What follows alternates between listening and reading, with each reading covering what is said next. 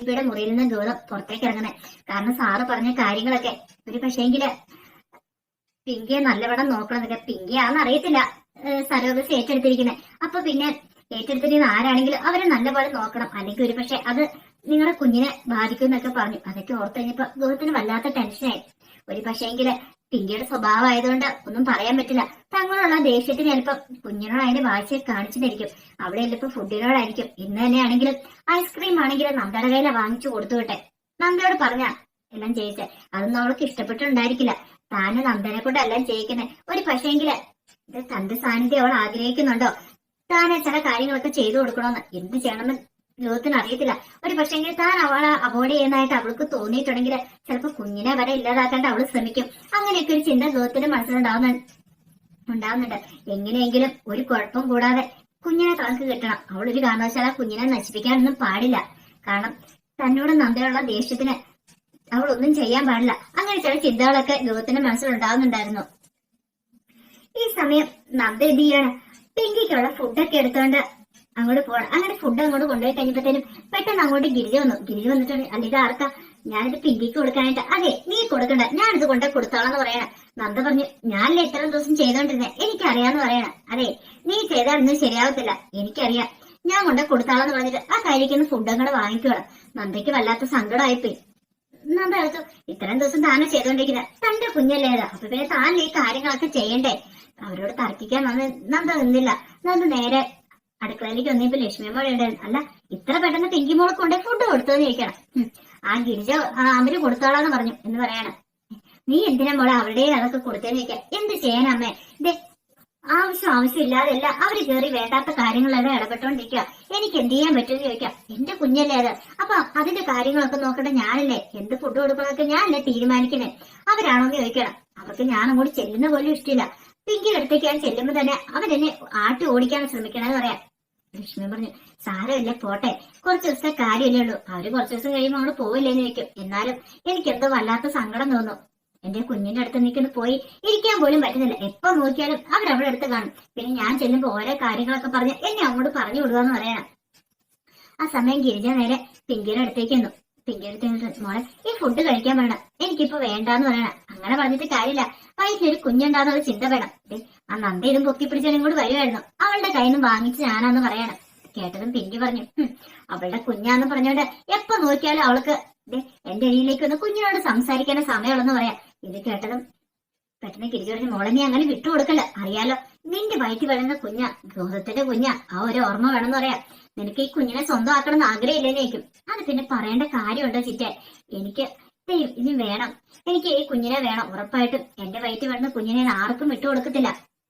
ഈ ഒരു ഉറച്ച വിശ്വാസം ഉള്ളതുകൊണ്ട് മാത്രം ഞാൻ സരോഗസിക്ക് സമ്മതിച്ച പോലെന്ന് പറയണം. എന്നാലും ഉറപ്പായിട്ടും നീ പേടിക്കണ്ട കേട്ടോ, നിനക്ക് എന്താണ് ഈ കുഞ്ഞിനെ കിട്ടും, എന്തിനു വേദന ഈ ഗിരിജ കൂട്ടുണ്ടായിരിക്കും എന്ന് പറയാണ്. ആ സമയം നന്ദ സങ്കടത്തോട് കൂടിയിട്ട് മുറിയിലേക്ക് അങ്ങോട്ട് പോയിരിക്കുകയാണ്. അപ്പോഴാണ് ഗൗതം വീട്ടിലേക്ക് വരുന്നത്. ഗൗതം വീട്ടിലേക്ക് വന്നു കഴിഞ്ഞപ്പോ തന്നെ നന്ദയും കൂടി ചെന്നു.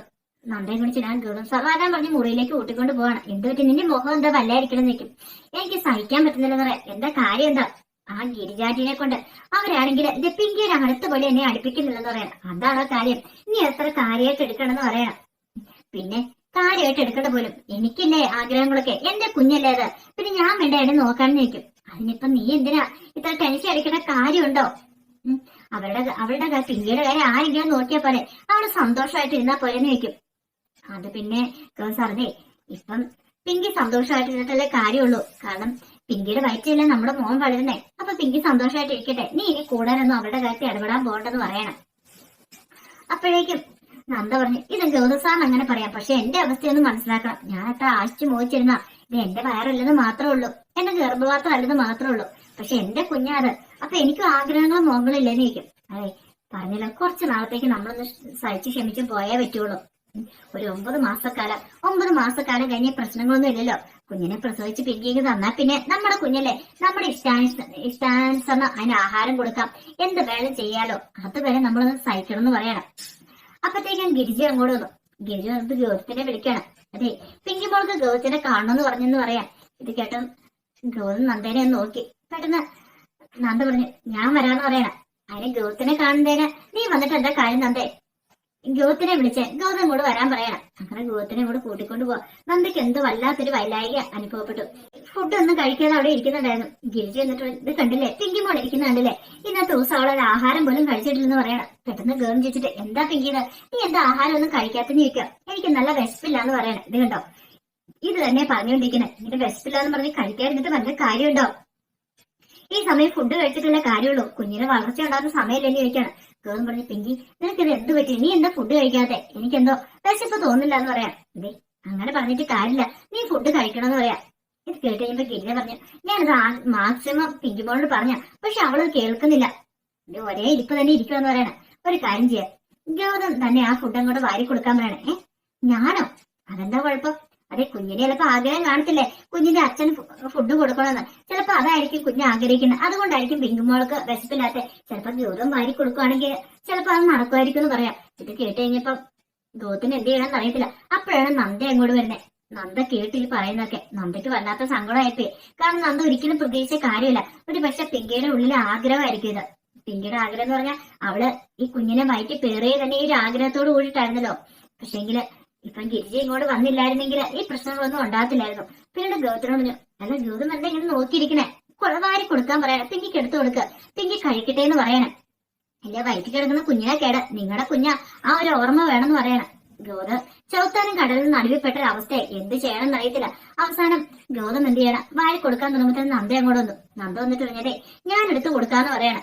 ഇത് കേട്ടും ഗിരിജ പറഞ്ഞു, അച്ഛൻ കൊടുക്കുന്നതിന് അച്ഛൻ തന്നെ കൊടുക്കണം, അതിന് നീ കൊടുത്തിട്ട് കാര്യമുണ്ടോ എന്ന് ചോദിക്കും. ഇത് കേട്ടതും നന്ദ പറഞ്ഞു, ഇപ്പൊ ആര് കൊടുത്താൽ എന്താ കുഴപ്പം, കഴിച്ചാൽ പോലെന്ന് ചോദിക്കുകയാണ്. ഇത് കേട്ടതും ഗിരിജ പറഞ്ഞു, അത് പറ്റില്ല, ഗൗതം തന്നെ കൊടുക്കട്ടെ എന്ന് പറയണം. അല്ലെങ്കിലും ഗർഭിണിയായിട്ട് സ്ത്രീയാ, നിങ്ങളുടെ കുഞ്ഞിനെയല്ലേ അവള് പേറിയിരിക്കുന്നേ, അപ്പൊ അവൾക്ക് ഫുഡ് കൊടുക്കണ്ടേ കടവ് നിനക്കില്ലെന്ന് ചോദിക്കുകയാണ്. ഇത് കേട്ടെന്ന് നന്ദ പറഞ്ഞു, അതിന് ആരെങ്കിലും കൊടുത്താൽ പോരെ, അത് പറ്റില്ല, ഗൗതം തന്നെ കൊടുക്കണമെന്ന് പറയാം. നന്ദയ്ക്ക് വല്ലാത്ത സങ്കടമായിപ്പോയി. പിന്നീട് ഗൗതം പിങ്കിക്ക് വാരി കൊടുക്കാൻ തുടങ്ങുന്നതിന് നന്ദയ്ക്ക് സഹിച്ചില്ല, വല്ലാത്തൊരവസ്ഥയായിപ്പോയി. പിന്നീട് നന്ദ സഹിക്കുക, കാരണം ഒരു പക്ഷെങ്കില് കുഞ്ഞിന് വേണ്ടിയിട്ടാണല്ലോ ആ ഒരു ചിന്ത ഉണ്ടാകുന്നുണ്ട്. പിന്നീട് നന്ദ അവിടുന്ന് മുറിയിലേക്ക് വന്ന് സങ്കടപ്പെട്ടിരിക്കുക. കുറച്ചു കഴിഞ്ഞപ്പോഴത്തേനും ഗൗതം അങ്ങോട്ട് വന്നു. നന്ദയുടെ മുഖത്തെ വിഷമം ഗൗതത്തിന് മനസ്സിലായി. നന്ദയുടെ അടുത്തിരുന്ന് ആശ്വസിപ്പിച്ചിട്ട് നമ്മുടെ കുഞ്ഞിന് വേണ്ടല്ലേ, അതിന് വേണ്ടി കുറച്ച് സഹിച്ചല്ലേ പറ്റുവോളെന്ന് പറയാണ്. ഇത് കേട്ടെന്ന് നന്ദ പറഞ്ഞു, ഇതൊക്കെ എനിക്ക് അറിയാവുന്നതുകൊണ്ടാ ഗൗതം സാർ ഞാൻ പറഞ്ഞേ, ഇതിന്റെ ഒന്നും ആവശ്യമില്ലാന്ന്. ആ കീട് വരുന്ന ഈ കുഴപ്പങ്ങൾ എന്തെങ്കിലും വരുമായിരുന്നു, ഒരു പ്രശ്നങ്ങളും ഉണ്ടാകത്തില്ലായിരുന്നു. പിങ്കിയുടെ ഉദ്ദേശം വേറെയാ, ഞാൻ മുമ്പും പറഞ്ഞ കാര്യല്ലേ, പക്ഷെ അതൊന്നും ഗൗതം സാർ ഒന്നും കണക്ക് കൂട്ടിയില്ല. ഇപ്പൊ മനസ്സിലായില്ലേ അവളുടെ ഉള്ളിലിരിപ്പ് എന്താന്നുള്ള കാര്യം. എനിക്കിപ്പോ നല്ല ഭയമുണ്ട്, ഒരു പക്ഷേങ്കില് കുഞ്ഞുണ്ടായി കഴിയുമ്പോ അവൾ മിക്കവാറും ഈ കുഞ്ഞിന്റെ അവകാശവാദം ഉന്നയിച്ചുകൊണ്ട് വരുവാന്ന്. അവളുടെ സ്വഭാവം എനിക്ക് നന്നായിട്ടറിയാം. ഇതൊക്കെ കൊണ്ടാ ഞാൻ അന്ന് ഇതൊന്നും വേണ്ടാന്ന് പറഞ്ഞേ. ഇത് കേട്ടുകഴിഞ്ഞപ്പോ ഗൗതം പറഞ്ഞു, ഇപ്പൊ നമുക്ക് എന്ത് ചെയ്യാൻ പറ്റും, ഇങ്ങനെ പോവാണെങ്കിൽ ഞാൻ ഒരു കാര്യം അങ്ങോട്ട് തീരുമാനിക്കും. എനിക്ക് കുഞ്ഞില്ലേലും കുഴപ്പമില്ല, എനിക്ക് എന്റെ ഗൗതം സാറിനെ വേണമെന്ന് പറയണം. ഗൗതം പറഞ്ഞു, നീ എന്തൊക്കെയാ പറയണം എന്താന്ന് ചോദിക്കുക. പിന്നെ ഞാൻ എന്താ ചെയ്യണ്ടേ, ഇതൊക്കെ കണ്ടു കേട്ട് ഇവിടെ ഇരിക്കണം എന്നാണോ? ഒന്നെങ്കിൽ ആ സ്ത്രീയെ പറഞ്ഞു വന്ന എത്രയും പെട്ടെന്ന് അവരിവിടെ നിൽക്കുന്നത് ശരിയല്ല എന്ന് പറയണം. ഇത് കേട്ടതും ഗൗതം പറഞ്ഞു, അങ്ങനെ പറഞ്ഞു വിടാൻ പറ്റുന്ന കാര്യമാണോ? പിങ്കിയുടെ ചിറ്റയല്ലേ നിൽക്കുക, ഏത് ചിറ്റയാണോ എനിക്ക് കുഴപ്പമില്ല, അവരിവിടെ നിൽക്കുന്നത് ശരിയല്ല എന്ന് പറയണം. നന്ദയ്ക്ക് വല്ലാത്ത സങ്കടമായിപ്പോയി. കാരണം കൂടുതൽ അടുപ്പം പിങ്കി ഗൗതത്തിനോട് കാണിക്കുന്ന കഴിയുമ്പോ അതൊട്ടും സഹിക്കാൻ പറ്റുന്ന കാര്യമായിരുന്നില്ല നന്ദയ്ക്ക്. അതായത് കുഞ്ഞിന്റെ പേര് പറഞ്ഞ അവള് ഗൗതവുമായിട്ട് കൂടുതൽ അടുക്കാൻ ശ്രമിക്കുമെന്ന് നന്ദയ്ക്ക് മനസ്സിലായി. നന്ദ ചില തീരുമാനങ്ങളൊക്കെ മനസ്സിലെടുക്കുക. ഇതിങ്ങനെ വെറുതെ വിട്ടിട്ട് കാര്യമില്ല, എത്രയും പെട്ടെന്ന് ഇതിന്റെ തീരുമാനം ഉണ്ടാക്കണം. പിങ്കിയുടെ ഈ സ്വഭാവത്തിന് മാറ്റം വരുത്താൻ തന്നെ നന്ദ തീരുമാനിക്കുകയാണ്. അപ്പൊ അതിന്റെ വിഷയം